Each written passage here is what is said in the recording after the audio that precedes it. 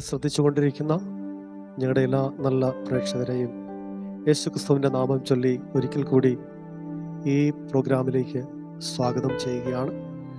കർത്താവിന് പാടുന്നതും മഹത്വം അർപ്പിക്കുന്നതും ജീവിതത്തിലെ ഏറ്റവും വലുതായി നാം കാണേണ്ടത് ആവശ്യമാണ്. ഓരോ സ്തോത്രത്തിനും ഓരോ മഹത്വത്തിനും നമ്മൾ ഉപയോഗിക്കുന്നതായ രീതികൾക്കും സ്വർഗത്തിലെ ദൈവം വലിയ വില കൽപ്പിക്കുന്നുണ്ട്. കോടാനുകോടി ദൂതന്മാർ ദൈവത്തെ ആരാധിച്ചു കൊണ്ടിരിക്കുന്ന സാഹചര്യത്തിൽ നമുക്കും അവരോട് ചേർന്ന് കർത്താവിനെ ആരാധിക്കുവാൻ കഴിയുന്നത് ജീവിതത്തിൽ വലിയ ഭാഗ്യമാണ്. ആ നിലയിൽ നമുക്ക് മുൻപോട്ട് പോകുവാൻ സർവശക്തനായ ദൈവം നമ്മളെ ഓരോരുത്തരെയും സഹായിക്കുമാറാകട്ടെ എന്ന് പ്രാർത്ഥിക്കുന്നു. അവിടുത്തെ കരുതലുകൾ വീണ്ടും നമ്മളോട് കൂടെ ഇരിപ്പാൻ പ്രാർത്ഥനയോടെ നമുക്ക് ആയിരിക്കും. എല്ലാവർക്കും സുപരിചിതമായ ഒരു വേദഭാഗം ശലോമോന്റെ ഒരു ആരോഹണ ഗീതമാണ്. അതിൻ്റെ 127 സങ്കീർത്തനം 1-2 വാക്യങ്ങൾ ഇങ്ങനെ വായിച്ചു തുടങ്ങുന്നു. യഹോവ വീട് പണിയാതിരുന്നാൽ പണിയുന്നവർ വൃഥാ അധ്വാനിക്കുന്നു. യഹോവ പട്ടണം കാക്കാതിരുന്നാൽ കാവൽക്കാർ വൃഥാ ജാഗരിക്കുന്നു.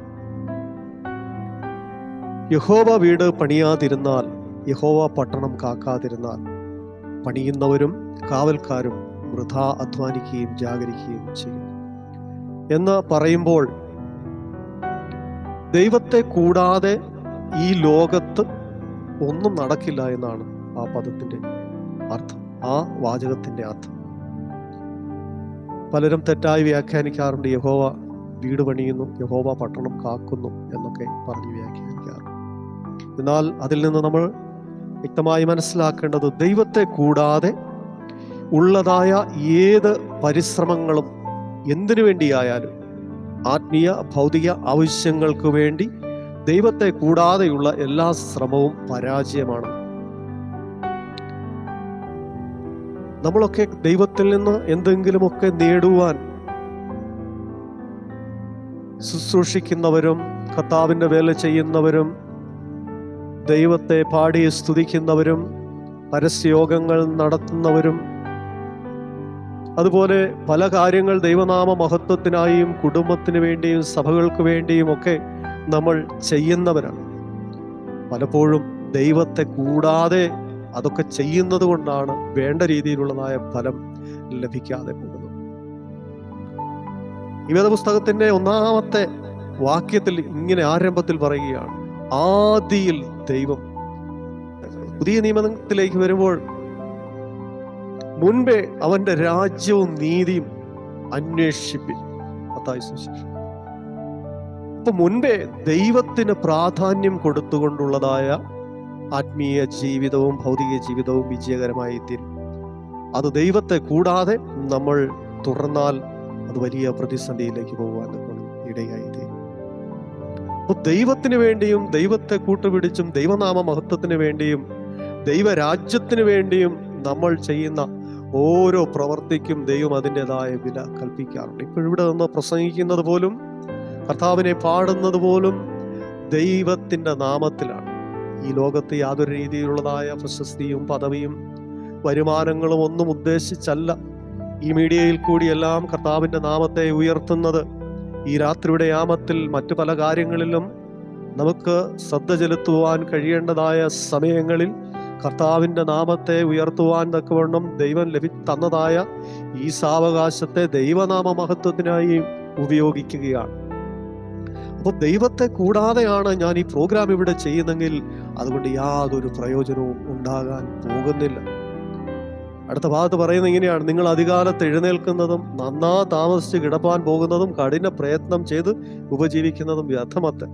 അപ്പം രാവിലെ അധികാലത്ത് എഴുന്നേറ്റ് അപ്പോൾ മുതൽ നന്നാ താമസിച്ച് കിടക്കുന്നതും അതിനിടയിൽ കഠിന പ്രയത്നം ചെയ്ത് ഉപജീവിക്കുന്നതും എല്ലാം വ്യർത്ഥമാണ്. കാരണം ദൈവത്തെ കൂടാതെയാണ് നമ്മൾ ഇതെല്ലാം ചെയ്യുന്നത്. കാരണം ദൈവം തന്നിട്ടേ ഈ ഭൂമിയിൽ നമുക്ക് എന്തെങ്കിലും ഉള്ളൂ.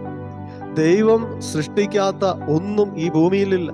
നമ്മുടേതെന്ന് അവകാശപ്പെടുവാൻ കഴിയുന്നത് ഒന്നും ഈ ഭൂമിയിലില്ല. അപ്പോൾ പിന്നെ നമ്മൾ എന്തിനാണ് ദൈവത്തെ കൂടാതെ നമ്മുടെ പരിശ്രമങ്ങൾ കൊണ്ട്, നമ്മുടെ ബുദ്ധി കൊണ്ട്, നമ്മുടെ ആരോഗ്യം കൊണ്ട്, വിദ്യാഭ്യാസം കൊണ്ട് ഈ ലോകത്ത് പലതും നേടുവാൻ നമ്മൾ ശ്രമിക്കുന്നത്? അതൊക്കെ പലപ്പോഴും പരാജയമായിട്ടല്ലേ വരുന്നത്. ചെറുപ്പം മുതൽ ഇവിടെ പറയുന്ന, ഇവിടെ അധികാലത്തെ എഴുന്നേറ്റെന്ന് പറയുമ്പോഴത്തേക്കും ചെറുപ്പം മുതൽ നല്ല സ്കൂളിൽ പഠിച്ച് നല്ല കോളേജിൽ വിദ്യാഭ്യാസം എടുത്ത് ബിരുദവും ബിരുദാനന്തര ബിരുദവും എടുത്ത് IAS പാസ്സായവർ, അവർ കഠിനാധ്വാനം ചെയ്തതും പ്രയത്നിച്ചതും എല്ലാം എന്തായി തീർന്നു? അതിന്റെ അവസാനം. അപ്പോൾ പലരുടെയും ശ്രമങ്ങൾ വിജയമല്ലിയെ കുറിച്ച് നമുക്കറിയാം. അദ്ദേഹം ബിസിനസ് തുടങ്ങിയതായ, അല്ലെങ്കിൽ കുടുംബസ്വത്ത് ഉണ്ടായിരുന്നിരിക്കാം. അപ്പോൾ മുതൽ താൻ കഠിനാധ്വാനം ചെയ്തതും ഉണ്ടാക്കിയതും എല്ലാം എവിടെ പോയി? കോടിക്കണക്കിന് സ്വത്തിന്റെ ഉടമയായിരുന്നു ജയലളിത. അവരും ഒരുപാടുണ്ടാക്കി ഭൗതികമായി. അതെല്ലാം ഇപ്പോൾ എവിടെയാണ്? ആർക്കനുഭവിക്കുവാൻ കഴിഞ്ഞു? അപ്പൊ ദൈവത്തെ കൂടാതെയുള്ളതായ നമ്മുടെ ശ്രമവും കഠിനാധ്വാനവും പ്രയത്നവും എല്ലാം വൃഥാവാണ്. നമ്മുടെ ജീവിതം പോലും ദൈവത്തെ കൂടാതെ ഒരാഴ്ച മുഴുവൻ നമ്മൾ ജീവിച്ചാൽ പോലും അത് വ്യർത്ഥമത്രേ എന്നാണ് ഇവിടെ പറയുന്നത്. വ്യർത്ഥമാണ്. നമ്മുടെ ആ ജീവിതം കൊണ്ട് ഒരർത്ഥവും ഉണ്ടാകുവാൻ പോകുന്നില്ല. ആർക്കും യാതൊരു രീതിയിലുള്ള പ്രയോജനവും ഉണ്ടാകാൻ പോകുന്നില്ല. ദൈവത്തിന് പ്രയോജനമില്ല, ആ വ്യക്തിക്ക് പ്രയോജനമില്ല, ആ വ്യക്തിയുമായി ബന്ധപ്പെട്ട് നിൽക്കുന്നവർക്ക് പ്രയോജനമില്ല, അദ്ദേഹത്തിന്റെ അയൽവാസികൾക്ക്, രക്തബന്ധങ്ങൾക്ക്, ആയിരിക്കുന്ന സമൂഹത്തിനൊന്നും ആ വ്യക്തിയെ കൊണ്ട് യാതൊരു പ്രയോജനവും ഇല്ലാതെ വരുന്ന സാഹചര്യമാണ് നമുക്ക് ഈ വാക്യങ്ങളിൽ നിന്ന് മനസ്സിലാക്കുവാൻ കഴിയും. അതുകൊണ്ട് ദൈവമക്കളായിരിക്കുന്ന നമ്മളെ സംബന്ധിച്ചിടത്തോളം ദൈവത്തെ കൂടാതെ ഉള്ളതായ നമ്മുടെ എല്ലാ ശുശ്രൂഷകളും, എല്ലാ പ്രോഗ്രാമുകളും വ്യർത്ഥമാണ്. അതെല്ലാം പരാജയമാണ്. അതുകൊണ്ടൊന്നും യാതൊരു പ്രയോജനവും ഉണ്ടാകാൻ പോകുന്നില്ല. പലരും പല കാര്യങ്ങളും ചെയ്യുന്നുണ്ടെങ്കിലും അതൊന്നും അർത്ഥവത്തായി തീരുന്നില്ല. ആർക്കും യാതൊരു പ്രയോജനവും ഇല്ലാതെ പോകുന്നു അവരുടെ പ്രയത്നങ്ങളെല്ലാം. അനേകരെ സാമ്പത്തികം മുടക്കുന്നതായി കാണാൻ കഴിയുന്നു സുവിശേഷ വേലകൾക്കൊക്കെ. പക്ഷെ അതിനൊന്നും ഒരു പ്രയോജനം കാണാൻ കഴിയുന്നില്ല. ഒരുപക്ഷെ അവരുടെ ജീവിതത്തിൽ ദൈവത്തെ കൂടാതെ അവർക്ക് പ്രശസ്തിയും പദവിയും അവരുടെ പേര് ലിസ്റ്റിൽ വായിക്കുവാനും ഒക്കെ ആയിരിക്കാം അവരിത് കൊടുക്കുന്നത്. അതുകൊണ്ട് അവർക്കും പ്രയോജനമില്ല, മറ്റാർക്കും അതുകൊണ്ട് ഒരു പ്രയോജനമില്ലാതെ പോകുന്നു. അതുകൊണ്ട് ദൈവത്തോടു കൂടെയും ദൈവവുമായുള്ള നല്ല ബന്ധത്തിലും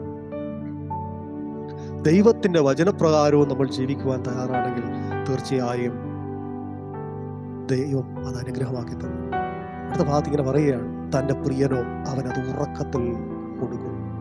ഉറക്കത്തിൽ കൊടുക്കുന്നു എന്ന് പറയുമ്പോൾ ദൈവത്തെ കൂട്ടുപിടിച്ചുകൊണ്ട് നാം എന്ത് കാര്യങ്ങൾ ചെയ്താലും അത് പ്രയോജനമായി തീരുമെന്നാണ്. അതെല്ലാ നിലയിലും വിജയമായി തീരും. എല്ലാം കൊണ്ടും അത് ശുഭമായി തീരും. ദൈവത്തിനും മനുഷ്യർക്കും സഭകൾക്കും ദൈവദാസന്മാർക്കും ദൈവരാജ്യത്തിനുമെല്ലാം അത് വലിയ മുതൽക്കൂട്ടായി തീരും. തന്റെ പ്രിയനോ അത് ഉറക്കത്തിൽ കൊടുക്കുന്നു എന്ന് പറയുമ്പോൾ, ഉറങ്ങിക്കിടക്കുമ്പോൾ നമ്മൾ ഉപജീവിക്കുന്നതും കഠിനാധ്വാനം ചെയ്യുന്നതും ഒന്നും അറിയുന്നില്ല. അപ്പോൾ ദൈവത്തെ കൂട്ടുപിടിച്ചുകൊണ്ട് നമ്മൾ ചെയ്താൽ നമ്മൾ ചെയ്യുന്നതായ കഠിനാധ്വാനമൊന്നും നമ്മുടെ ജീവിതത്തിൽ ഒരു വലിയ അധ്വാനമായി തോന്നുകയില്ല. കാരണം കൂടെ നിൽക്കുന്നവൻ കർത്താവാണ്. അവനാണ് നമ്മളെ സഹായിക്കുന്നത്. അവൻ്റെ ചാൽച്ചുവടുകളിലാണ് നമ്മൾ നടക്കുന്നത്.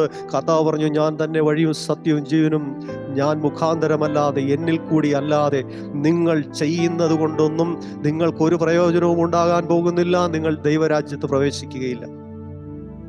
കർത്താവ് പറഞ്ഞ ആ വഴി, അവനാണ് വഴിയും സത്യവും ജീവനും. എന്നെ കൂടാതെ നിങ്ങൾ ചെയ്യുന്ന എല്ലാ പ്രവൃത്തികളും നിർജീവമാകുന്നു എന്നാണ് പറയുന്നത്. പ്രവൃത്തിയില്ലാത്ത നിങ്ങളുടെ ജീവിതം നിർജീവമാകുന്നു, ഒരു പ്രയോജനവും ഇല്ലാത്തതാണ്. അതുകൊണ്ട് നാം എന്ത് ചെയ്താലും ദൈവനാമത്തിൽ ചെയ്യുക, ദൈവത്തിന് മുൻതൂക്കം കൊടുത്തുകൊണ്ട് ചെയ്യുക, ദൈവരാജ്യത്തിന് വേണ്ടി ചെയ്യുക. അപ്പോൾ എല്ലാം ശുഭമായി തീരും, എല്ലാം അനുഗ്രഹമായി തീരും, എല്ലാം സന്തോഷമായി തീരും, എല്ലാം സൗഖ്യമായി തീരും, എല്ലാം നമ്മുടെ അനുഗ്രഹത്തിന് കാരണമായി തീരും. ആകയാൽ ഇന്ന് രാത്രിയിൽ നമുക്ക് ആ ദൈവവാദപീഠത്തിലേക്ക് എടുത്തു വരാം. യഹോവ നമ്മുടെ ജീവിതത്തിൽ എല്ലാം ചെയ്യട്ടെ. അവൻ നമ്മളെ കരുതട്ടെ, അവൻ നമ്മളെ കാക്കട്ടെ. എല്ലാം അവന്റെ കരങ്ങളിലേക്ക് നമുക്ക് സമർപ്പിക്കാം. കരുണയുള്ള സ്വർഗീയ പിതാവേ, നല്ല ദൈവമേ, തിരുനാം വാഴ്ത്തപ്പെടട്ടെ. ദൈവകരങ്ങളിൽ ഞങ്ങളെ സമ്പൂർണ്ണമായി സമർപ്പിക്കുന്നു. കരുതിയ കരുതലുകൾക്കും നടത്തിയ വിധങ്ങൾക്കും ഞങ്ങൾ സ്തോത്രം ചെയ്യുന്നു. അവിടുത്തെ പുത്രന്റെ നാം വാഴ്ത്തപ്പെടണം. ദൈവരാജ്യ മഹത്വത്തിന് വേണ്ടിയാണ് ഞങ്ങൾ ഈ പ്രോഗ്രാം ഇവിടെ അവതരിപ്പിക്കുന്നത് കർത്താവേ. അതല്ലാതെ വേറൊരു ഉദ്ദേശവും ഇതിൻ്റെ പിന്നിലില്ല. ആകയാൽ ദൈവം ഈ പ്രവർത്തനങ്ങളെ മാനിക്കുമാറാകണം. ആർക്കെങ്കിലുമൊക്കെ കർത്താവേ ഞങ്ങളുടെ ഈ പ്രവൃത്തി മൂലം പ്രയോജനമുണ്ടാകണം. അതിനായി ദൈവകരങ്ങളെ സമർപ്പിക്കുന്നു. യേശുക്രിസ്തുവിന്റെ ധന്യമേറിയ നാമത്തിൽ. ആമേൻ. ദൈവം നമ്മളെല്ലാവരും അനുഗ്രഹിക്കട്ടെ. എല്ലാവർക്കും ഒരിക്കൽ കൂടി യേശുക്രിസ്തുവിന്റെ നാമത്തിൽ സ്നേഹവും വന്ദനവും അറിയിക്കുന്നു. ശുഭരാത്രി നേരുന്നു. Thank you. God bless you.